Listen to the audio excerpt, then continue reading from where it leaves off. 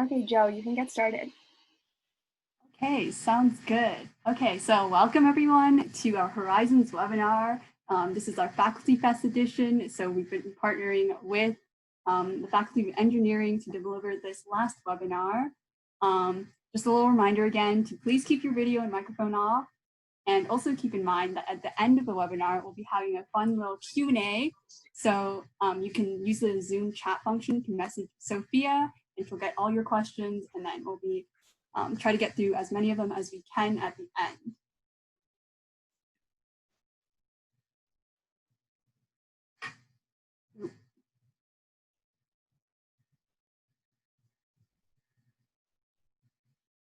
Sorry, I don't know why my slide's not switching.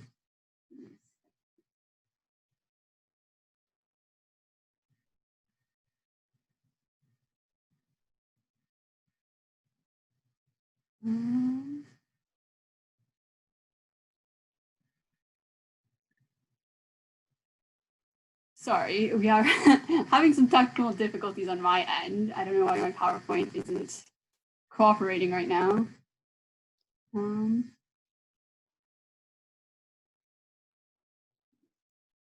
Joe, there's a little tab that like resume slideshow that popped up.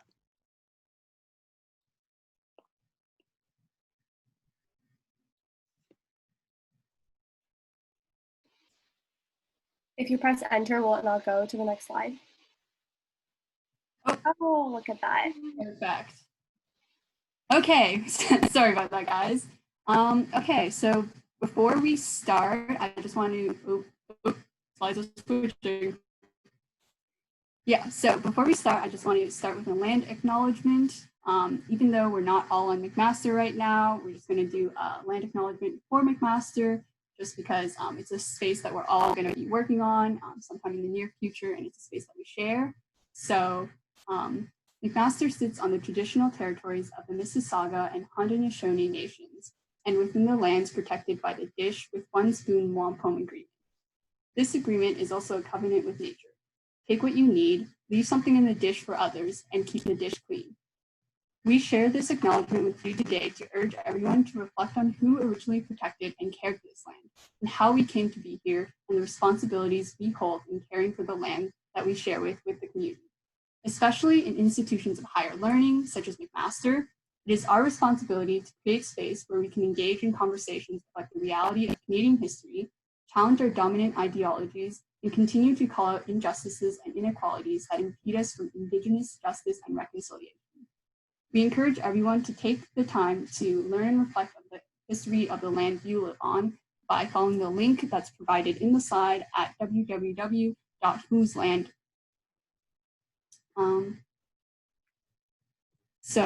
Nagar, do you want to kind of introduce the McMaster Students Union? Yeah, for sure. So I'm just going to quickly chat about the McMaster Student Union, also known as the MSU. So the MSU is a student organization that represents over 24,000 students. It's comprised of all undergraduate students enrolled in 18 units or more. So if you're a full-time student, the MSU already represents you. They run over 36 business units and services to help enhance student life, Horizons being one of them, and a lot of their services and will be operating online in the fall. So you'll be able to access those as well. So I can quickly chat about what Horizons usually is and what we have adapted it to this year.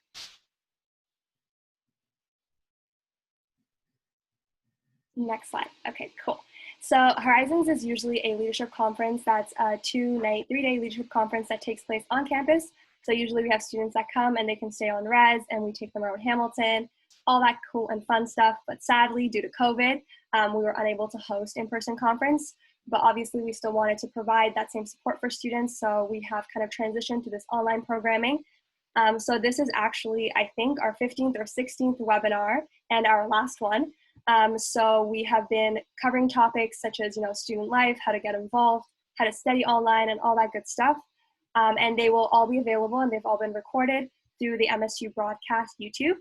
If you also follow us on Instagram, we've also been doing sessions, which is something that's usually done at Horizons, to help with like personal growth and just like awareness. So if you want to follow us and kind of engage in those topics, that would be really cool. But yeah, this is kind of our last webinar for Horizons. Okay, sorry, I'm just gonna quickly switch our presentation, just because mine seems to be having some difficulties.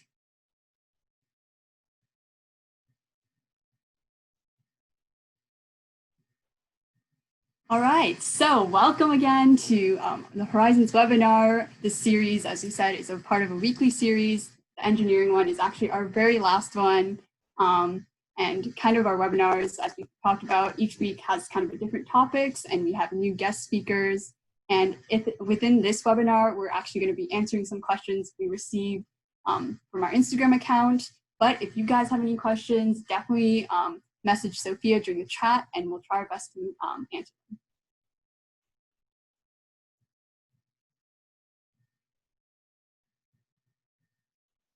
So just to start off by introducing our team. Hi, everyone. My name is Josephine, or Jo. I use the pronoun she, her, and I'm the Horizons Media and Design Coordinator. And for today's webinar, I'll be moderating the kind of discussion and helping facilitate the conversation. And hi, everyone. My name's Sophia. I'm another moderator today. I use she, her pronouns. I'm the Horizons events coordinators, or one of them. And yeah, so I'll be asking any questions to the panelists at the end. So throughout the webinar, if you have any questions about something the panelists have said, or just something that's been on your mind, feel free to send them my way. Hi everyone, my name is Nagar. My pronouns are she, her. I'm the Horizons coordinator for this year, and I will be one of the administrators. So if you have any technical difficulties, you can use the chat function to message me, and I'll be able to help you out. Hi everyone, my name is Calista. My pronouns are she, her, and I'm half a sponsor in fundraising for MSU Horizons, and I'm another administrator, so if you have any technical issues, please send them my way as well. And then we'll be introducing our lovely panelists today. Thank you guys so much for taking the time out of your day to run this webinar. I'm sure the students really appreciate it. So yeah, you guys can go ahead and introduce yourselves. Hey everyone, my name is Brendan Tomiolo. I use he, him pronouns. I'm going into my 5th year of Civil Engineering and Society. That'll be my last year. Some of the clubs and teams that I'm a part of are the McMaster Engineering Hockey Club, the Engineering and Society Students Association, and I'm also one of the lead coordinators for McMaster Engineering's Welcome Week 2020. Some of my hobbies include hiking, running, cooking, and playing piano. And if you have any questions that you want to ask me, feel free to email me at the email below. Hey everyone, my name is Ben Torres-Kulik. I use he, him pronouns. I'm going into my 4th year of engineering, physics, and management co-op. Some of the clubs and teams I'm involved in I've been part of the Mac Eng musical band. I've been part of the Engineering Physics Society, and I'm the other lead coordinator for this year's Engineering Welcome Week. And some of my hobbies include listening to some music, playing trumpet, and playing video games. And as well, if you have any questions, feel free to email me at torreskb@mcmaster.ca. Hi everyone, my name is Natasha Verghese. I use she, her pronouns. I am going into my 5th and final year of computer science and co-op, and a couple of clubs and teams that I've been involved in have been DeltaHacks, which is McMaster's annual hackathon, Computer Science Society, as well as the planning committee for Welcome Week 2020. And my hobbies include reading, running, programming, and drawing. And if you have any other questions, my email is down below. Hello everyone, my name is Anna. I use she, her pronouns, and I just finished my 3rd year in iBiomed Mechanical, and I'm now going on a year of co-op. Some clubs and teams that I've been a part of during my time here are the planning committee for Welcome Week 2020. In 1st year I did a cappella. I've been doing Mac intramurals for a while, and I did Formula Electric. Some of my hobbies include singing, cooking, volleyball, squash, and badminton, all of which you can play at McMaster's facilities, luckily. And if you have any questions, you can email me at the email below. Hi, everybody. My name is Josh Lawrence. My pronouns are he, him. I'm currently going into my 4th year of BTech Automation Engineering. Some of the things that I've been involved with, the Engineering Planning Committee for Welcome Week for 2020. I'm the lead ambassador for co-op at Mac Eng with ECCS, the Engineering Co-op Career Services, and then I'm a part of the Bachelor of Technology Association. Some of my hobbies include classical piano, tutoring, and turning flour into pasta. If you have any questions about BTech, feel free to email me at the email below, lewrej7 mcmaster.ca. All right, awesome. So let's just start off with kind of a brief overview of the Faculty of Engineering, which consists of a lot of programs I know you guys kind of delve into. So yeah, let's just jump right into it. Great. So there are 4 major undergraduate programs comprised under the Faculty of Engineering. So that includes just plain engineering. We also have integrated biomedical engineering and health sciences, IBEHS or iBiomed. We have computer science or comp sci, and we have Bachelor of Technology or BTech. And just to go into the Engineering 1 side of things, so just to give you a bit of a rundown of the courses you're going to be taking. So that includes General Chemistry for Eng 1, an Integrated Cornerstone Design Projects and Engineering course, which is actually a brand new course this year. Engineering Mathematics, so there's going to be 3 of them. Introductory Mechanics, Physics, as well as Waves, Electricity, and Magnetic Fields. And then the classic Safety Training, but that's just an online course, so you wouldn't have to go to a lecture for that. So once everyone has completed their General Engineering 1, essentially what happens after this is students then rank their choice for specializations going into level 2. So along with this rank, as well as your GPA that you got in level 1, you get accepted into whatever your program of choice is. So just to list them, that's chemical engineering and bioengineering, civil engineering, computer engineering, electrical engineering, engineering physics, material science and engineering, mechanical engineering, mechatronics, and software engineering. Alrighty, so for the iBiomed program, it's pretty similar to Eng 1. You take all those same 3 math courses, the 2 physics courses, the safety training, and 1 elective. But the unique courses that we have in iBiomed are the Health Solutions Design Projects 1 course, where you'll do a bunch of design courses related to health problems. And then you also have Health Sci 1 IO6, which is cellular and molecular biology. And then after you complete level 1 of iBiomed, the students can choose to either go into the HESI stream, which is the Health, Engineering, Science, and Entrepreneurship stream, or the Engineering stream. So depending on the size of your class, this is just the numbers from last year, but there's 90 spaces available in the Engineering stream and 50 available in the HESI stream. So where there's more demand than spaces, the competition between HESI versus Eng, like what you'll get put into, will be based on your level 1 GPA.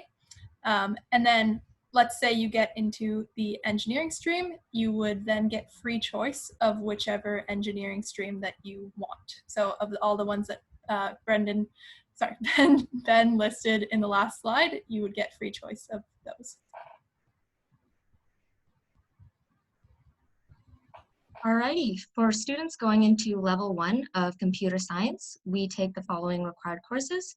So 1 DM3, which is our Introduction to Discrete Math, 1 JC3, Introduction to Computational Thinking, and then 1 MD3, Introduction to Programming. And then there's also 1 XC3 and 1 XD3, which are our practical kind of experiential courses, which teach software design kind of through web programming as well as development basics. And then we also take 3 math courses, 1 BO3, which is linear algebra, as well as 2 engineering mathematics courses, which is 1 ZA3 and 1 ZB3. Alrighty, so in terms of BTech, in level 1 of BTech, there's the following courses that everybody in BTech will take. So in the fall term, you'll have chemistry, Python programming, math 1, physics, professional communications, and the WMIS safety training. And in the second term, winter term, you'll have electricity and electronics, math 2, and foundations of business. And then on the next slide, something that's unique about BTech is that there's 3 unique streams. The automation engineering, automotive engineering, and the biotechnology. And if we go to the next slide, then we'll see in the winter term, there's 2 unique courses, which is dependent on each stream. So on the next slide, we'll see for the automation stream, you can see that in the winter term, along with the required courses, you'll take analytical chemistry and object-oriented programming. In the automotive vehicle stream, you'll take statics and mechanics of materials, as well as object-oriented programming. And then in the biotechnology stream, you'll take analytical chemistry as well as biology. Before we move on to academic tips, I just had a quick question, I guess, following up. For Engineering 1 and the rest of the programs, are you kind of able to switch between streams? Like if you go in and you realize, oh, I don't really know this stream is right for me, maybe I want to go into a different one. Is that possible? Kind of what would that look like? I'll take this one up. So if we're talking about streams within engineering, so say you go into civil engineering and you decide that civil engineering is not for you, you want to switch into chemical engineering, for example, there's totally a way to do that. So I have quite a few friends who've come into civil or come to other programs and have switched out. It's a pretty easy process. You speak with your academic advisor, you make sure that you have the proper courses to switch out. You might have to take an extra course here and there, but it's not too bad. And we usually say when you come into Mac Eng, it's going to be the best 4 to 7 years of your life. So even if you don't want to take the 4-year route, just getting in and out quickly, if you take an extra year so that you can switch programs, or if you're in one of the management or society or iBiomed streams and it's a 5-year degree or co-op, you'll be here for a little while, but it is an easy process in switching between streams. All right, awesome. So next we'll move into academic tips. I think especially the transition to university academically can be really challenging. So we're just going to go over some tips we've compiled for you, and hopefully you guys will find these really helpful. Alrighty. So the very first tip is a pretty basic one. We would definitely recommend attending your lectures and taking notes. We're all going to find out exactly how we study when we come into university. Some ways work better than others. Sometimes I'd rather read my textbook rather than go to a lecture, but going to a lecture is still great, and it still works because you soak in a lot more information than you ever think you actually will. If you want to take notes, that's good. If you want to try to write things down in the way that your professor is teaching it or in a way that works for you, we definitely recommend that. If not, just pay attention, ask any questions you might have. On a related note, if you have questions that pop up outside of class, definitely take advantage of your instructor's office hours. So office hours, for those who don't know, are a specific time period where instructors make themselves available for students to come and ask any questions they might have about the material. So if you have a question about an assignment, or if you're having a question about something that you were taught in lecture that never really sunk in, feel free to go to the office hours and ask any questions you might have. Keep asking continuous questions, and you'll be able to really get deep into the material that you're learning. So once again, use whatever study method works best for you. If you want to take the time to read the textbooks, I know that works for me personally. With math lectures, I usually try to find some time throughout the non-lecture time of my day where I'd read through the textbooks and dive into the theory of it, because that always helped me to understand it a little bit better. Whatever works for you. It might take a little while for you to figure out what your best study method is, but you will find that out eventually through practice and through trying new things out. If you want to have a study group, that's also a great thing to do. If you are the kind of person that really learns through explaining to others, a study group is a great thing for that. Answering each other's questions and going through the material, it's a lot easier than trying to figure it out yourself sometimes. So some points we have about grades. So a poor quiz or an assignment mark is not a failure. It's a chance to learn and grow as a learner and a person. It might be scary the first time you get not a good mark. We all come out of high school with relatively good marks, and we come into the program and sometimes don't get the best mark we wanted to get. I remember getting just above a 50 on a math midterm in first year, and it freaked me out at first. But going through engineering from then on, that math mark has not affected me in the slightest. It was an opportunity for me to keep learning and to realize what I needed to know better, and it was a bit of a kick in the pants. It made me realize I needed to spend more time on these subjects and learn them a little bit more. On that note, self-care is key. So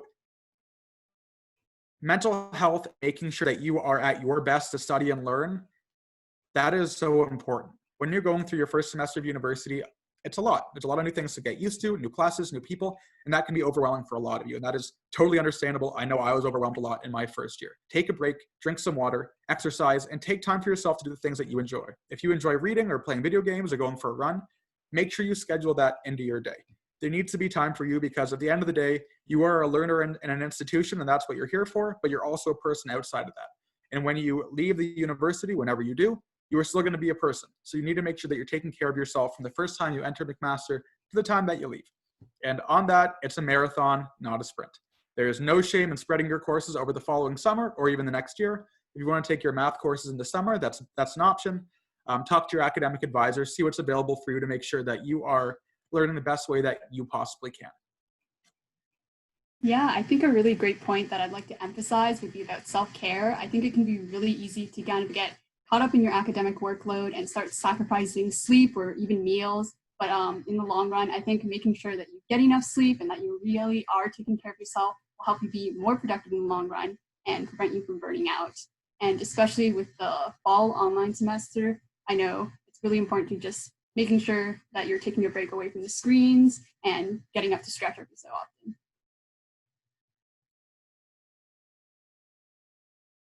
All right, so how can engineering students get involved with the faculty? All right, so that is a great question. So there's actually quite a few ways to get involved within the Faculty of Engineering or within the McMaster Engineering Society, which is essentially the group of students that represent Eng students, and they're the ones that are in charge of organizing events, running clubs. So you'll hear about them a lot, and you'll probably hear from them a lot over the next few years. So obviously in the first place here, you can get involved with the MES. So specifically for first years, there's generally, every year there's a few MES first year rep positions. So those are elected positions, and they essentially are in charge of organizing events for first years.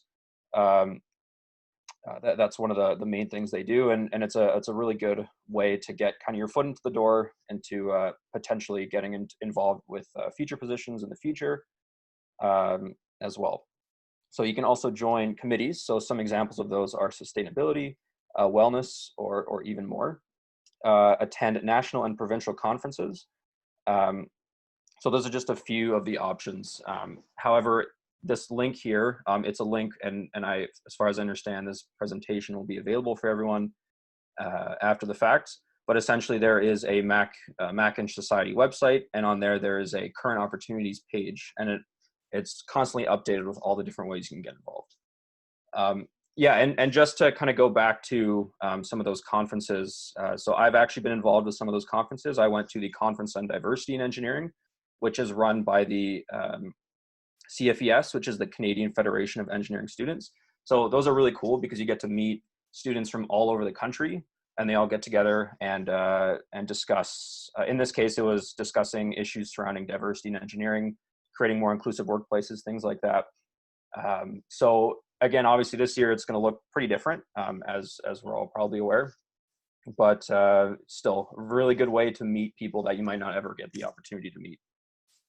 So yeah, aside from the MES, kind of those positions or those opportunities, there's also a ton of clubs and teams. So both non-technical and technical. So some of the non-technical teams are listed here. So the Mac-Eng Musical, which is essentially a musical written, directed, produced, composed entirely by engineering students. It's a lot of fun. I've been involved with it for a few years. It's a really good way to kind of explore some other interests, whether you're interested in music or acting, or even if you've never done those before and you want to get involved. It's a really good way to meet others and to kind of take a break maybe from some more of the technical stuff. As well, we have ENGIQueers, National Society of Black Engineers, and Women in Engineering, which are identity-based groups within the McMaster Engineering Society. So those are a few examples of some of the non-technical teams. In addition to that, there's obviously the technical teams. There's a lot of those. So a few of those are the EcoCar team, where they essentially are converting a Chevrolet vehicle into a hybrid car. There's Solar Car, which kind of speaks for itself. Rocketry, they're straight up building a rocket. Competitive Programming, which I believe is a new club this year, and many, many more. And so again, the links are here, but they're also being listed in the chat. So definitely appreciate that. So take a look. There's a lot of opportunities. Yeah, so a couple more things. So of course, you can also try out to be one of the Welcome Week engineering reps. So this year, obviously that team has already been selected, and we'll be meeting all of you in a few weeks' time. But every year we select a new team, and we definitely encourage every single one of you to try out when those applications come out later in the winter. The other thing the other point I want to make is that all these clubs, it might seem overwhelming. There's so many choices, so many different ways to get involved, and you might not be sure what you're interested in and where exactly to go. So one thing we're going to be offering during Welcome Week this year is a faculty fest on the Friday, September 4th, where we're going to have a lot of representatives from different clubs and teams who will be available to to do presentations, panels, and one-on-one chats with everybody. Yeah, and then finally, as always, check out the maceng.society.ca website for all of this information and more. So always take a look for that. All right, next up, we're going to go over some Mythbusters. I think all of us coming into university, we kind of have these either notions about and expectations about our program that aren't necessarily always true. So in this segment, we're just going to kind of bust some myths about engineering.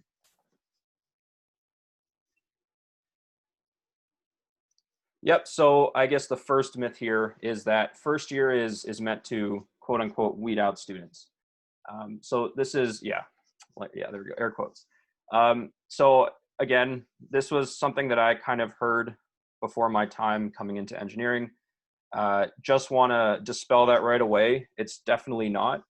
The school is very, very much accommodating when it comes to succeeding in first year and continuing on in future years, whether it be providing academic advising services in the academic advising office, or allowing you to stretch your first year over 2 years, as Brendan mentioned earlier, or even unload some of your courses into the following summer. There are many different ways to ensure that you can succeed in MacEng and continue on and finish your degree as successful as possible. And aside from that, there's also a ton of wonderful upper years that are always available to lend a helping hand, such as us. So we're an example of people that the community is so good for that. They're extremely supportive. They're always around to lend that helping hand, regardless of if you've never met before. It's definitely a great thing about this community is how supportive we are of each other.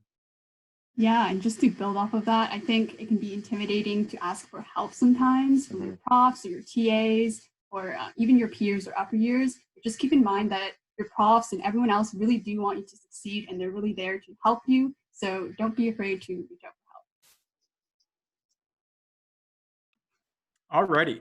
So the second common fact or myth we want to dispel is that you have to join every single club in first year to get the true MacEng experience. So this is totally not true. Your involvement in extracurricular activities is completely up to you. Your university experience is completely what you make of it. And success is how you define it when you come to university. That is so important to recognize. So whether you join 5 clubs in first year, 0 clubs in first year, but join 2 clubs in fourth year, or 0 clubs throughout your entire undergrad, that is okay. It is what you make of it. I didn't do anything throughout the entire first semester of university except for play hockey and intramurals because I was too afraid to really get involved. It wasn't until my second semester that I started to get involved. And I wouldn't be giving you this panel chat right now if I didn't get involved earlier on. But how you define how you want to get involved, that is totally up to you. Now, this is very important to recognize, and Ben and Joe have talked about this before, but you have a massively supportive community ready to guide you and provide advice regardless of what you choose, and we can't wait to see what you accomplish here. One phrase that we use a lot is the idea of people building. And you might have heard that university students, especially in engineering, may be kind of competitive and trying to push each other down. That isn't the case here. We want to stress very much that our entire goal is to build you up and make sure that everybody who comes into our community and leaves our community is being the best person that they possibly can be. So any way that you want to get involved or want to improve upon yourself, we are here to make sure that you can do that. We want to make sure that you are successful, that you are healthy, that you are getting involved in the clubs and teams that you want to get involved with, because this is your university experience and it is whatever way you want it to be. Thank you for sharing that really great message. I think that's such an important and message to really hear when you're going to first year. So the next question we have is, do I get to take electives in first year? So I'll just speak for Engineering 1. Yes, you certainly can take electives in Engineering 1. So students in Eng 1 must take 6 units, typically 1 3-unit course per semester. But there's also the opportunity to take 1 6-unit course over the entire year. And that link there is a great resource for you to see the list of electives that are available for you in first year.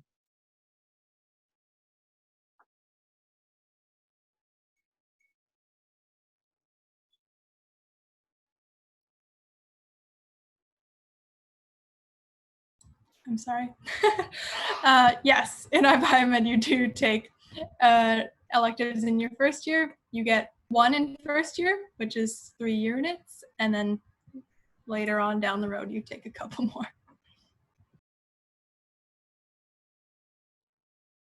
Yep, for computer science, you do get to take 6 units of electives, so same thing as engineering 1. So you can opt to take one 3-unit course each semester or one 6-unit course all year long. So in BTech, unfortunately, we don't have an elective in first year, but one thing that I'd like to share, which is unique to BTech, in your first year, each semester you're only taking 5 courses, as opposed to, I think all the other streams you have 6 courses in your first year. So I think it's a really great opportunity if you find yourself really interested in looking into something. Maybe you could go get involved in extracurriculars and pursue that passion that you would have wanted to take an elective for, or you can focus on making that transition and feeling more comfortable, stuff like self-care and just enjoying your time. But yeah, I really enjoyed having that extra time so that I felt comfortable in my transition. All right.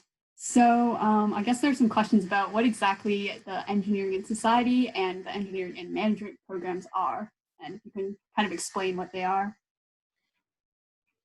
Yeah, so we'll start with engineering and society. So engineering and society is a 5-year program based around the exploration of the effects that engineering practices have on the world, with a special focus on sustainability, innovation, and inquiry. So you take this along with a specific stream of engineering. So for example, I'm in civil engineering, but I'm also in civil engineering and society. So along with my civil engineering courses, I also take courses that are very specific to students in engineering and society that focus on innovation. We do year-long inquiry projects, for example. And we also take a wide variety of electives with the purpose of building a more wide base of your knowledge. So that also allows you to earn a minor. I'm minoring in sustainability. So a lot of my courses are around sustainability and environmental effects of engineering. If you want to know more information about engineering and society from a student's perspective, feel free to follow at SM McMaster on Instagram. That is the Engineering and Society Students Association, for which I am president of that. So if you have any questions, feel free to send me an email. I love talking about engineering and society, so always feel free to send me an email or follow us on Instagram and send us a message, and we will answer whatever questions you have. Alrighty, so to move on to the engineering and management program. So this is also a 5-year program that pairs a full undergraduate eng degree with a core business education. So essentially students will be combining their technical engineering knowledge with a deeper understanding of business, project management, and leadership skills. So again, you're still going to be taking, so whatever stream you choose, you're still going to be taking all the same courses that you normally would within that stream, but it essentially adds an extra year of some of these additional courses like accounting, finance, marketing. And a big focus of engineering and management is really developing those skills where it'll really aid you if you're looking to start a business, if you're looking to get into management, literally management, like managing others. There's some interesting courses even on kind of the management of people and the study of HR and organizational behavior. So definitely very interesting. Again, if you want to hear more or learn more, they have an Instagram. So the at MEM Society, McMaster Engineering and Management Society. And here's a link as well. Yeah, just to kind of follow up, for both of these programs, how can like first years kind of sign up or get involved? Like what's the process of that? Do you have to do it in your first year? Yeah. Yeah, that is a great question. So essentially when you are ranking your streams of choice after first year or towards the end of first year, you will be able to rank the and management or and society as one of your choices. Yeah. So for example, on that, so my top choice was civil engineering and society. My second choice was just civil engineering.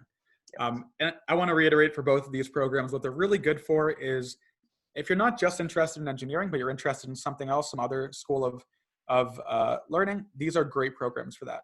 When I was in high school, Although I wanted to go into engineering, my favorite courses weren't math or physics. I liked those, but they weren't my favorite. My favorite course was English. So surprisingly, I still went into engineering, even though I loved English so much. And I went to society because it let me write a lot more. It let me take more electives. And I could kind of look into that more creative side of myself that isn't specifically based on the engineering side of creativity, more the artsy side, more the English side of things. And that's why society was great. Management's also awesome if you like the commerce and the business side of stuff. Yeah, and just to add on that as well for the engine management, if you do take the 5-year engine management program, you are eligible to take an accelerated MBA or Master's of Business Administration. And so essentially you can cut your MBA from 2 years down to 1 year if you take the engine management program. Yeah, both of these programs sound super interesting. So if you guys are interested, definitely give these a check out.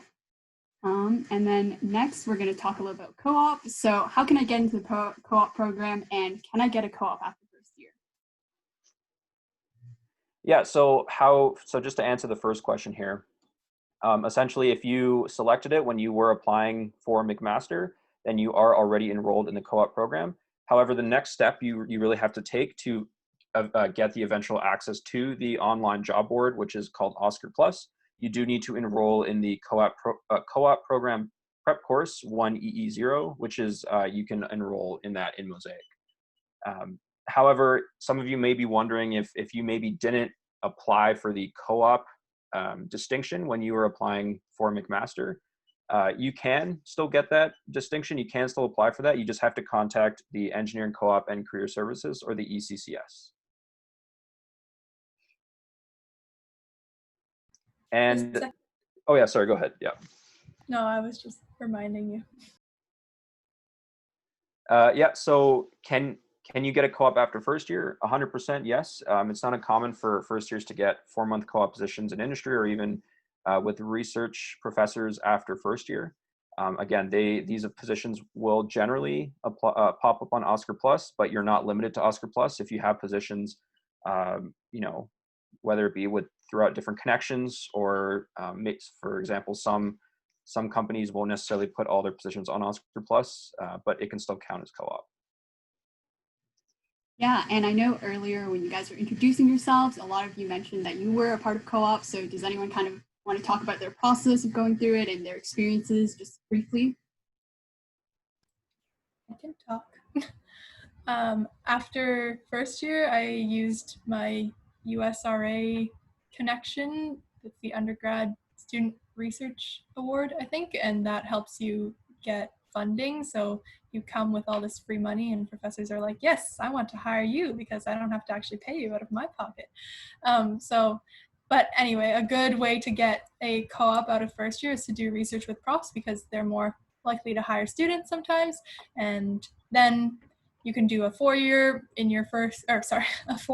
co-op in your first year if you want. You can kind of spread them out however you want. There's so many different options. You can do 4 months, 8 months, 16 months, 12 months. There's a whole bunch of options, and you can basically do as many as you want. And yeah, Josh, go ahead. Yeah, I just wanted to add on to that.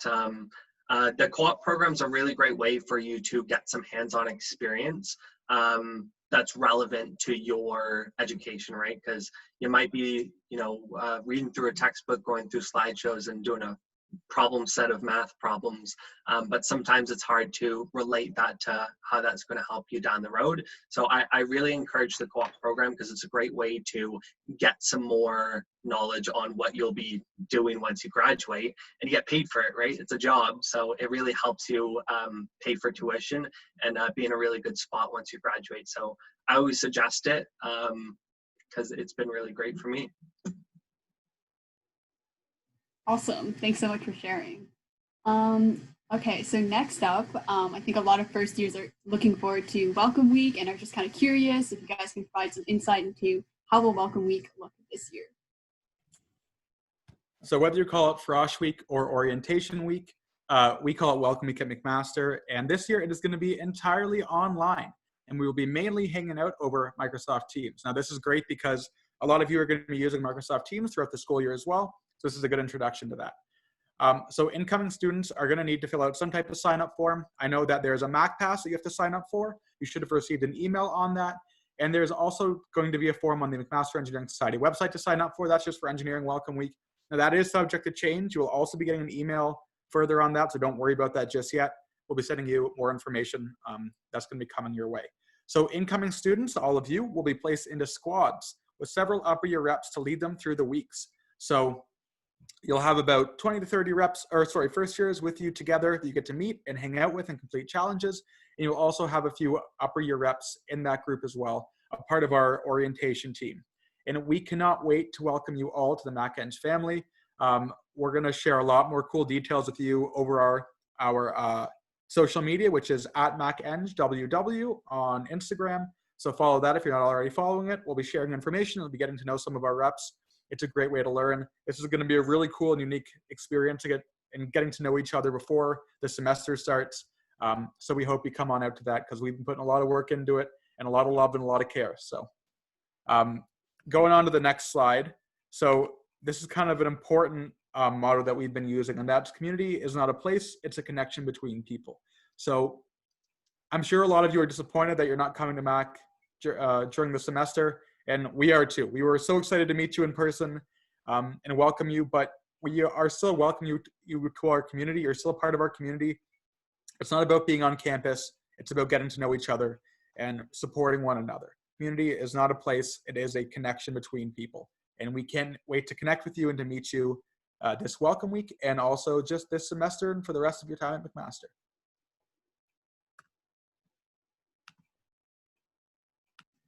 Alrighty, so now we're going to move on to the Q&A portion of our webinar and answer all of your burning questions. So I'll hand this over to Sophia, who will read out the questions and just kind of go through all of them together. All right. Hello, everyone. That's me. So we've been getting a lot of questions, and I just want to preface this with, we've gotten a lot of questions about enrollments and dates and like switching programs and everything. I'll try to ask some, but just in case we don't get around to it, just know you can always contact your academic advisor if you have any similar questions throughout your time at Mac, and they'll help you with all of that as well. Okay. So that being said, let's get started. So I've had at least like 6 questions that are all super similar, and essentially they're all asking, will you be able to switch into iBiomed like as a second year specialization out of first year engineering? I was just looking at that on the website because even I wasn't sure, and they said that you have to contact, so if you're in another program and you want to transfer into iBiomed, you have to contact your academic advisor. But kind of along those lines, if you're within iBiomed and say like I'm in iBiomed mechanical and I want to switch into iBiomed civil, then you can do that automatically. Like you just need to make sure that you have all the courses that you need. And it's a little bit tough to make that time up because iBiomed is already 5 years and you do so many health sci courses, and it's kind of crazy, but you can make it work. And then there's also the question of if you're in HESI and you want to go into the Eng stream, or if you're in Eng and you want to go into the HESI stream, that's also up to whether there's room or not. So that would be another question for your academic advisor at the time. But just know that it is possible when there's space. So that's kind of like what the distribution is like from year to year. Awesome. And just like along those same lines, super quick, how can students find out who their academic advisor is? You can go, let's see if I can do it really quick. Academic advisor, iBiomed. Let's see. I can't type properly.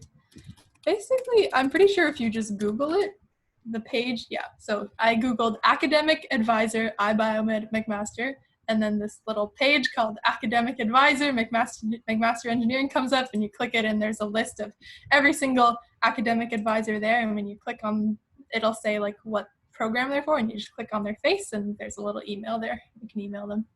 Awesome. Thank you so much. All right. So is there any way to get research with a prof if we don't have a scholarship or co-op? And how would you go about doing that? I'll jump in here because that's the position I was in. I got a position doing research for a prof after my second year in summer. And basically that process for me was simply going and chatting with my supervisor and saying, hey, you do all this cool stuff and I want to be a part of it. And he told me about where to apply. One thing that I had to do specific for that position was get Mac work approval. So there's a program at McMaster, and it's basically a subsidy for your work. And there's some criteria to get it, but you can basically apply for Mac work approval through, I believe it's Mosaic, which is one of the McMaster websites. And then once I got that, I just applied to the research position with my resume cover letter. I had an interview with a supervisor, and then I got the job. But yeah, I didn't have a research scholarship, and I didn't need one for that position, he said. Something quick to add, in my second year, I didn't have that scholarship either, and I wanted to do research again. So I just emailed a bunch of, I looked up engineering professors at Mac, and I read about their work on their website because most of them have that. And if I was interested in it, then I would shoot them an email, ask them, hey, do you have time to meet? I would like to see if I could work with you this summer. And then you just kind of interview, talk about themselves, hopefully impress them, and then ask them, hey, do you have any openings? And just kind of smooth your way in there. But also, if you're taking courses with a certain professor, it's never a bad idea to be a really stellar student from the get-go, because that seriously works. When they see that you're really interested in their course and that you put a lot of effort in, you go to their office hours, ask questions, it can really bring you far. Yeah, and I just wanted to add another point on that. So so aside from, it's definitely important to consider how the different ways you can get a position. However, it's still never a bad idea to apply for scholarships as they come up. That's still something everyone should do. Should always apply for scholarships. Even, never think that you aren't good enough for or whatever for a scholarship. You should always apply. And one of the most common ones that are used for research positions at Mac is called NSERC or NSERC. There's a whole, I'll let you all look that up on your own time, because we probably don't have time to go into detail here, but that is a common scholarship to apply for if you're looking to do research. On NSERC, not a lot of people apply to NSERC, so definitely apply if you want to. It's down to your GPA, so if you apply, especially in an upper year stream, it's divided by stream, so apply if you want to. You might not get it, but there's a very good chance that you will, and it allows you to get a scholarship for whatever research you're going to be doing during that summer. Cool stuff. Okay. So one question we've also got a few times is, for engineering, do y'all know when the reserve capacity seats open up this year for enrollment? That's a good question. So again, it does change per year, so it's not information that we have been given.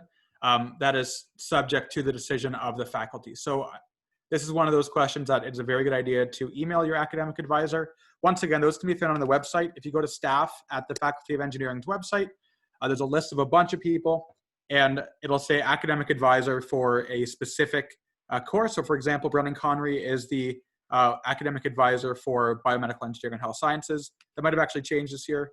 I'm not sure, Anna, if you can back me up on that. Is now the academic advisor, interim, while Brennan goes on paternity leave. Right. That's great. But regardless, there are plenty of people on the staff page that you can email and get more information about that sort of thing.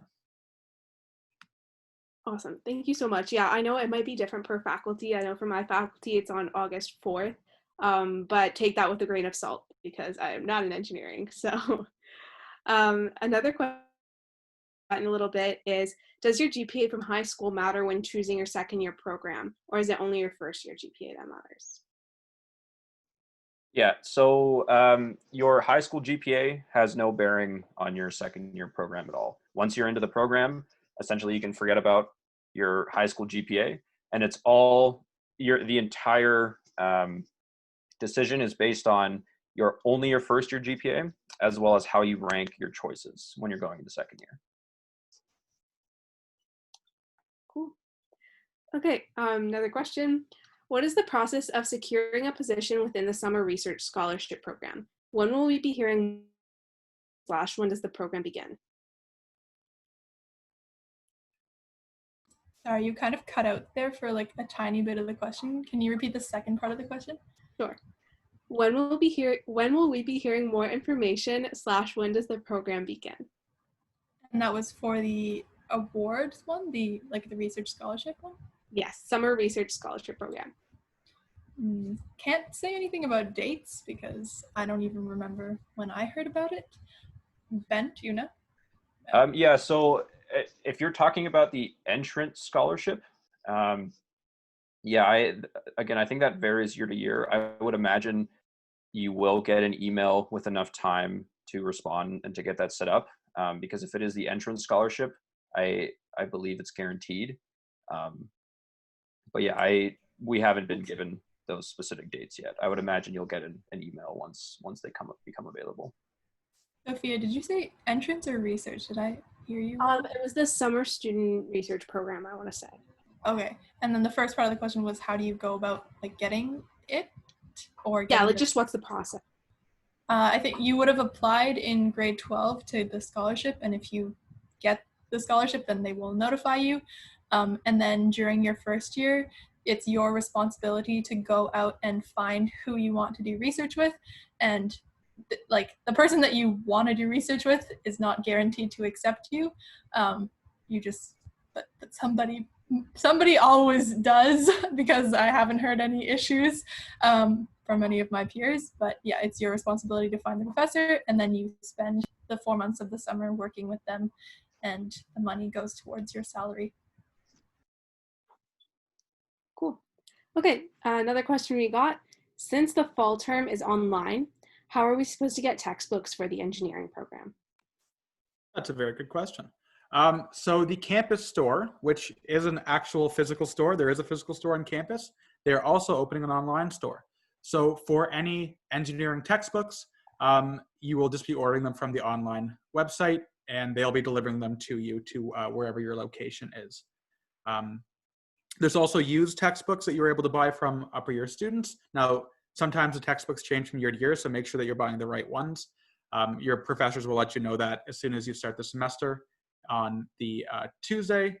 But a good thing to do is if you meet a bunch of the upper year students during welcome week, feel free to shoot them a message and ask them if they have any used textbooks. It's a much better way than buying the new textbooks, a lot cheaper, more affordable, and you'll still be getting the same textbook most of the time. We also got a question super similar. Does the campus store sell PDF textbooks / e-text, that kind of stuff? For the most part, no. There are PDFs available depending on the textbook, but the campus store might be looking into that this year. That is something they're still working on. The online store is still being set up as professors give them their give them the textbooks that they're going to be supplying. So I would wait a little bit longer into August, and there'll be more information that will be available through the campus store's website. Also, feel free to email your professors and ask them about the textbook specifically. Yeah, just to add to that, some of the best advice I received in first year was that you don't have to buy all your supplies and textbooks and everything on the first day of class or before school starts. So I think every semester so far I've waited 1 or 2 weeks in at least just to kind of get a feel for the course, if the professor is actually going to use the textbook or if it's more of a suggested add-on material. And you can also talk to some upper years. I think they're honestly your most useful resource to see what the best way is to get that textbook. So. Definitely come out to Welcome Week, because there will be a lot of upper year reps who will be very eager to help you find resources, textbook related things. So definitely hold off on buying them. Yes, and on top of that, we got another similar question. Oh, how will we find what textbooks we can buy, or what textbooks are required and other materials required for a class? Where will that be posted? Of course. So when you enter any course at McMaster at all, they will always have a course outline. So that basically tells you what you're going to learn. It tells you who your professor is, as well as their office hours, how you can reach them, that sort of thing.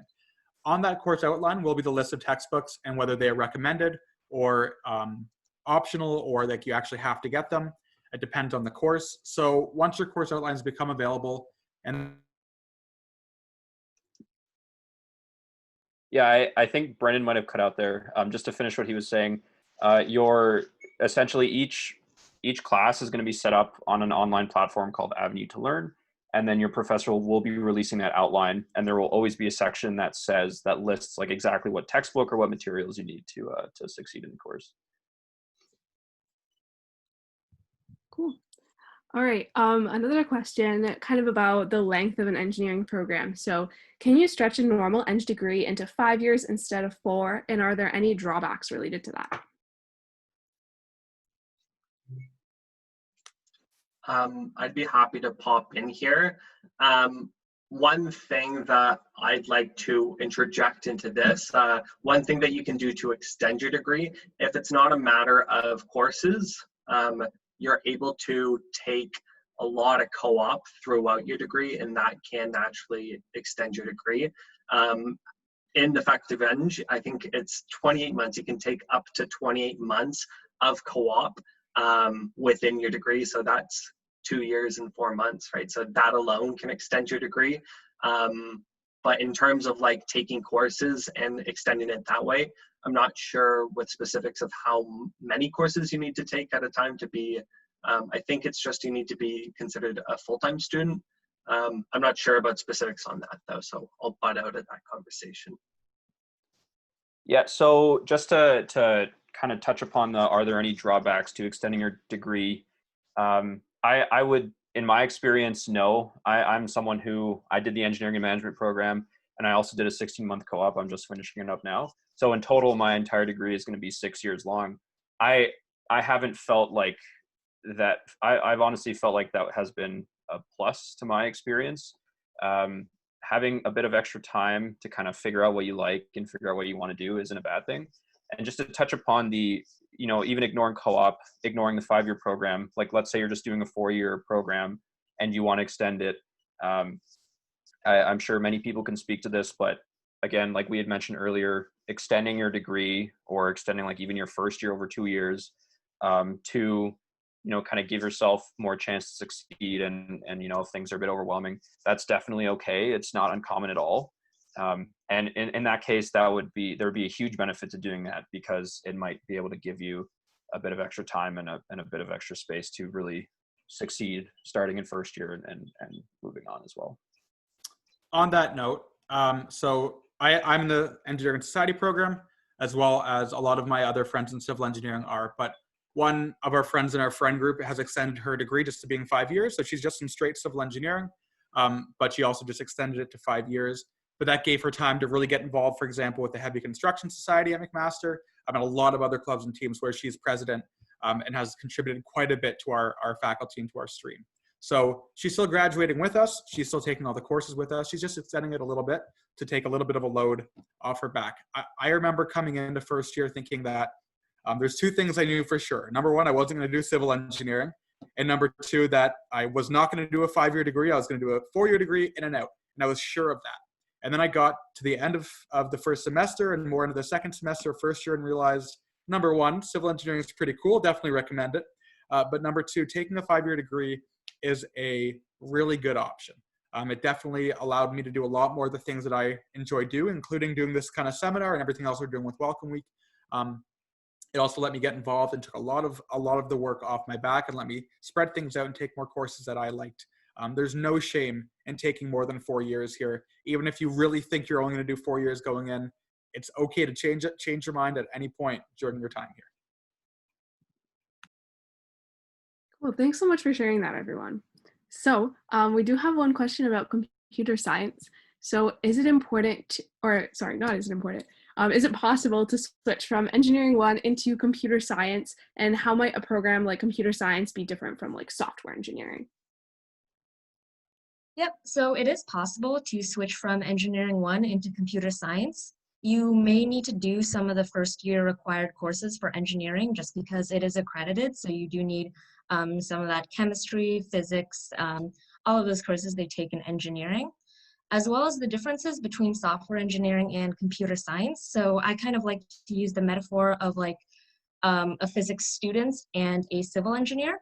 So physics is kind of the applied science to civil engineering. So a civil engineer kind of knows how to apply physics to a building, a bridge, things like that. So computer science kind of knows the science behind computers, programming, stuff like that. And the software engineer works more on applying these to large scale systems. That isn't to say there isn't overlap between them. Software engineering and CS share a lot of courses in between the both of them. And we do take a lot of theoretical courses as well as practical courses. So I think that's the main difference between the two. I'm not sure if I answered all of your question, but. Awesome. Yeah, that was perfect. So we're just going to wrap up soon, but we had one more question for all of our panelists if you want to chime in. If you could give one tip for your first year self, what would it be?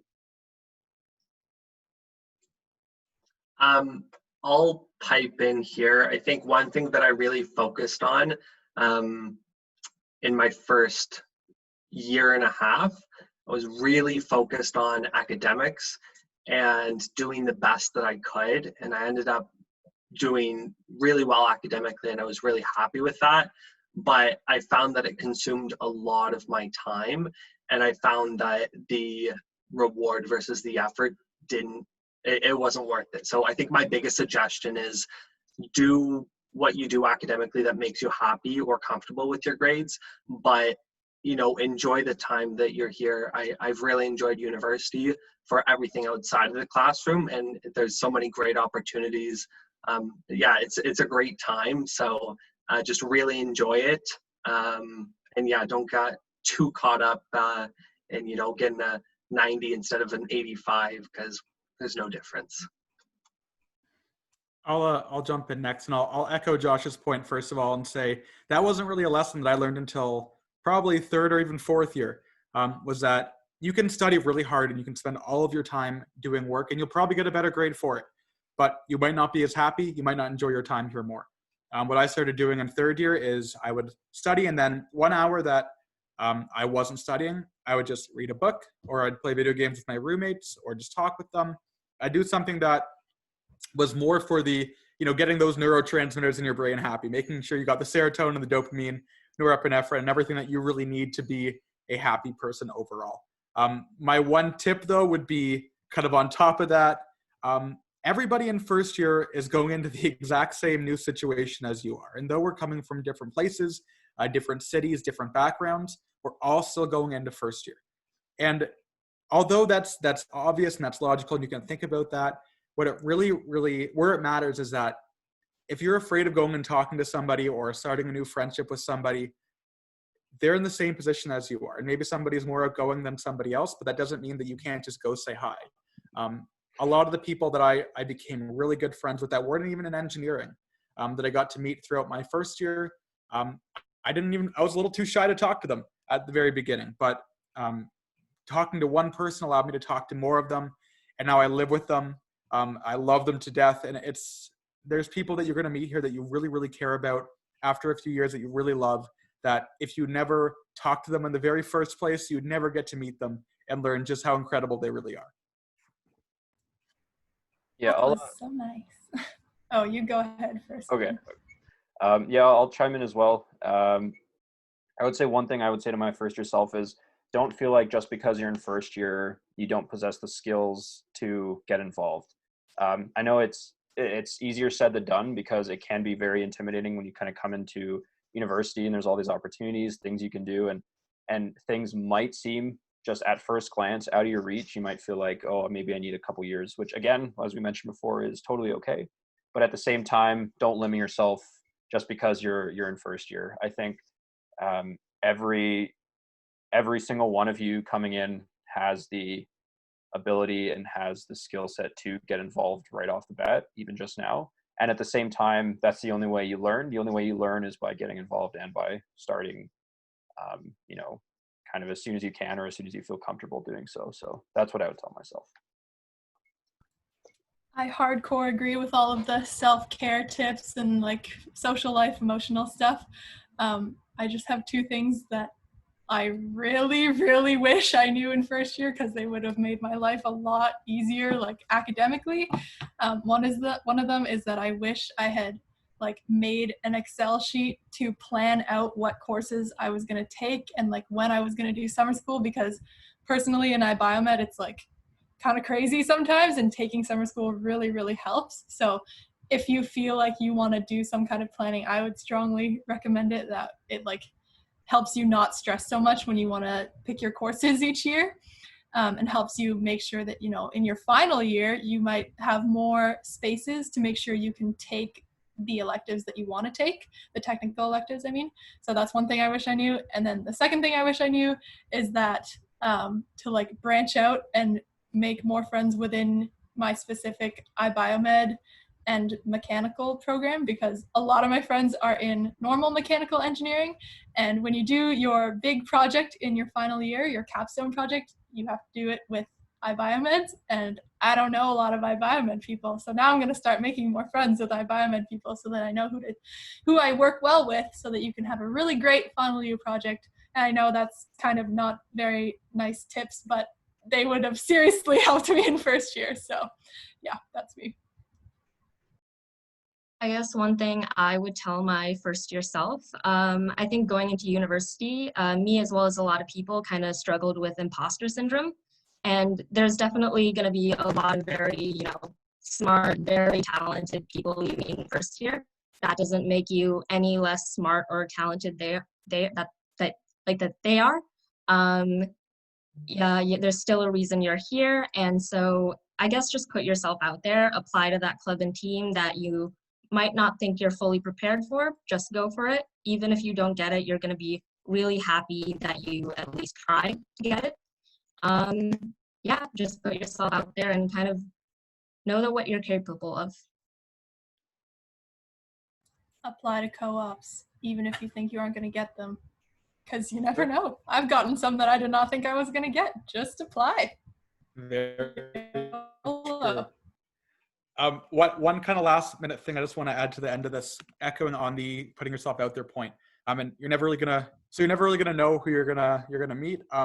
A great story about that is that back in first year, in my first year chemistry lab, I sat across from a guy, seemed like a pretty normal guy. We talked a little bit, became kind of friends, but we didn't really know much of each other outside of the chemical lab. That guy ended up being Ben Torres-Kulik, who's one of my fellow panelists here. Now, Ben and I now talk probably, 6-7 hours a day as we're planning Welcome Week. One of my best friends, somebody I care a lot about, but, I got to meet him in first year, sitting across from him in a chemistry lab, and looking back to my first year self and looking through those eyes, I would never imagine all the journeys and adventures that Ben and I have been through at this point. But the people that you meet in first year, whether online or in person, they're going to be the people that you travel through this part of your life with, regardless of if they're a background character or if they're a main character or a side character, they're going to be there with you. So reach out to them, be kind to yourself, be kind to others. And that is a big point for sure. Thank you so much to all of our panelists. Oh, sorry. Did you have something last thing you want to add in? I was just going to make fun of Brendan because he's so good with words. He loves English. Yeah, so thank you so much to all our wonderful panelists. I think you guys gave some really, really great advice that I would have personally loved to hear as a first year, even though I'm not even in engineering. Like, I think this advice is super great. And thank you everyone for coming out. Be sure to follow us at MSU Horizons to stay updated, and we'll be posting all the resources and all the slides from this webinar in our bio within a couple of days, so keep your eye out for that. And yeah, that's, we have one more slide, I think. And if you just want any of our contact information, they're on the slide, just for your reference. Feel free to reach out if you have any questions. And yeah, thanks so much for coming out. Yeah, just to kind of cap off on that, thank you so much for sending in all your questions. We got so many. I'm so sorry you couldn't get through all of them, but I'm sure any of the panelists or any of us are more than happy to help you. So feel free to reach out with any of this contact information or any of the contact info at the start of the slides. The slides will be posted, so you'll be able to see all of that. And thank you so much for coming.